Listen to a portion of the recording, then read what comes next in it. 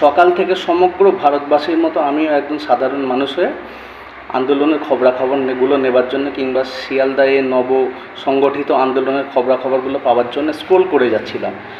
কিন্তু স্ক্রোল করতে করতে বারবার দেখতে পাচ্ছিলাম মানে দালাল মিডিয়াগুলো যেসব নিউজ চ্যানেল লিঙ্কগুলো আছে সেখানে কিন্তু বারবার একটা খবর আমরা দেখতে পেয়েছি, সেটা হলো আন্দোলন নাকি বাতিল হয়ে যাচ্ছে, এই সরকার নাকি পারমিশন দেয়নি। এইগুলো কেন বলা হচ্ছিল, এই প্রোপাগান্ডাগুলো কেন করা হচ্ছিল? এইগুলো মানুষকে যাতে আন্দোলন থেকে বিরত রাখা যায় সেই জন্য কিন্তু করা হচ্ছিল। ঠিক আছে, তা ওয়েদারটাও কিন্তু দুদিন ধরে খুব একটা ভালো না, লাগাতার বৃষ্টি হয়ে যাচ্ছে কন্টিনিউয়াসলি এই 2-3 দিন ধরে। এই একটা কিন্তু আন্দোলনে বাধা হবার কারণ। ঠিক আছে, তার মানে মিডিয়া প্রোপাগান্ডা, নাম্বার 2 হচ্ছে বৃষ্টিস্নাত ওয়েদার। এই দুটো কারণ কিন্তু আজকে আন্দোলনকে অনেকটা দুর্বল করে দিতে পারত, কিন্তু মানুষের মনে অন্দরে এতটাই ক্ষোভ জমা ছিল। ঠিক আছে, সেই ক্ষোভের কিন্তু প্রতিফলন কিন্তু আমরা শিয়ালদা আন্দোলনে দেখতে পেলাম। তার মানে বৃষ্টিকেও কিন্তু উপেক্ষা করে আজকে হাজারো হাজারো মানুষ সেখানে উপস্থিত হয়েছিল। আর দ্বিতীয়ত হচ্ছে মিডিয়া প্রোপাগান্ডা।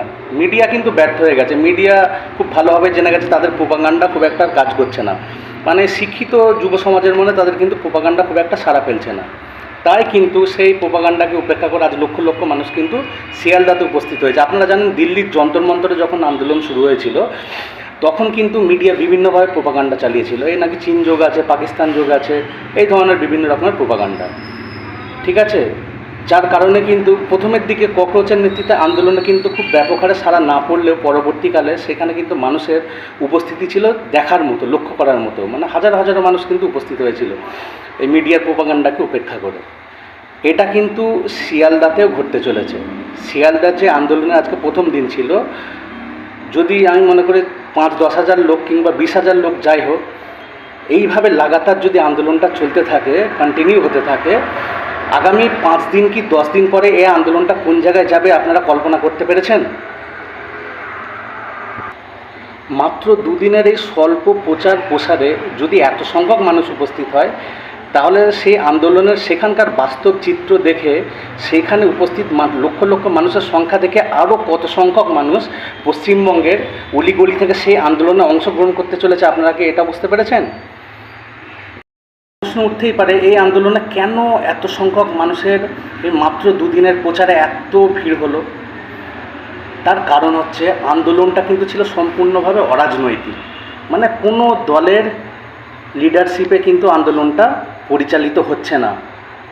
বিভিন্ন দলে বিশ্বাসী মানুষ, বিভিন্ন রাজনৈতিক সংগঠন সেখানে উপস্থিত হতে পারে, তাদের ব্যক্তিগত ব্যাপার, কিন্তু আন্দোলনটা কিন্তু অ্যাকচুয়ালি কোনো দলের নেতৃত্বে মানে পরিচালিত হচ্ছে না। যার কারণে কিন্তু যারা অ্যাপলিটিক্যাল মানুষ আছে, যারা রাজনৈতিক ঝান্ডার সাথে যাদের কোনো সম্পর্ক নেই, এই অরাজনৈতিক আন্দোলনের জন্য তারা কিন্তু সেই আন্দোলনে অংশগ্রহণ করেছে।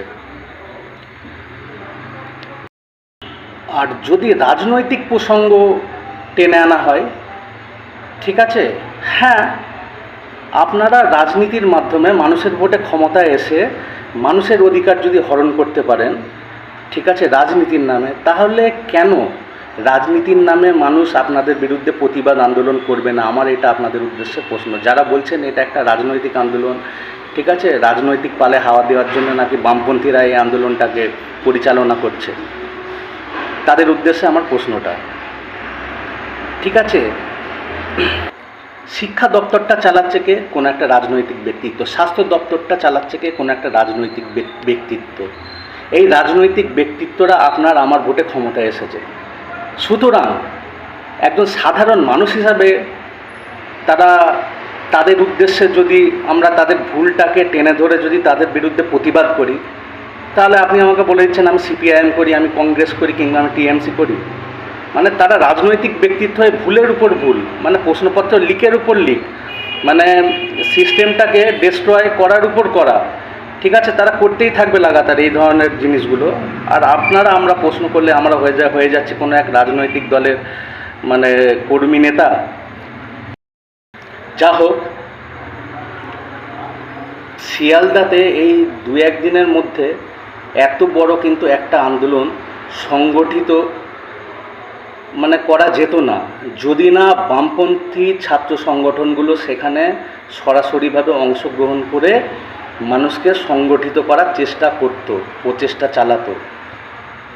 এসএফআই, এআইএসএফ, ডিএসও সহ বিভিন্ন যেসব দলগুলো আছে দেখবেন তারা কিন্তু আন্দোলনের প্রথম সারিতে আছেন। কাউকে ভয় না করে, মিডিয়ার প্রোপাগান্ডা উপেক্ষা করে তাদের প্রচার প্রসারের ফলে কিন্তু এত সংখ্যক মানুষের সেখানে ভিড় হয়েছে, সেখানে এত সংখ্যক মানুষ উপস্থিত হয়েছে। তাদেরকে আমার স্যালুট।